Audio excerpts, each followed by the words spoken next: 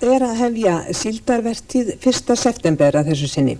Fyrstu tunnufarmarnir eru þegar komnir til landsins en helgina kom Grundarfoss með 9.000 tunnur til Eskifjarðar.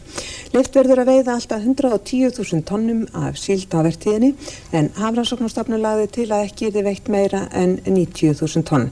Þórarinn Hávarsson tók á móti fyrstu tunnunum fyrir austan. Tunnurskipin fyrir austan þýða að það styttist í bjargræðistíman, síldarvertíðina, en í fyrra voru saltaðar á Eskifirði 20.000 tunnur og þar á voru 7.000 tunnur fylltar með síldarflökum. Í ár verður leyfilegt að veiða 110.000 tonn af síld, 30.000 tonnum meira en Hafrannsóknastofnun taldi óhætt að veiða. Hér hina svokölluðu sumargotssíld að ræða til aðgreiningar frá norsk-íslenska síldarstofninum sem hrundi í kringum 1969.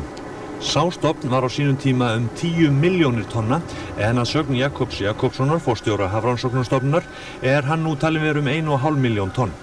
Íslenska sumargotssíldin mun minni stofn en talið að 425.000 tonn af þeim stofni hafi hringt hér við land í sumar. Þegar norsk-íslenski síldarstofnin hrundi hafði verið gengið svo nærri sumargotssíldinni íslensku að aðeins 2 stórar torfur voru eftir. Smásagan hefur þó stofnin verið að stækka upp í það að nú stendur til að salta og frysta 110.000 tonn og það þarf mikið af tunnum til að verka svo mikið af síld. Og það þarf líka mikið af mannskap.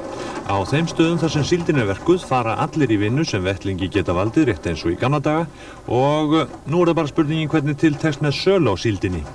Samkvæmt okkar heimildum eru sænskir síldarkaupmenn þegar komnir til landsins en stóra spurningin hins vegar hvort Sovétmenn vilja kaupa síld í þetta skiptið.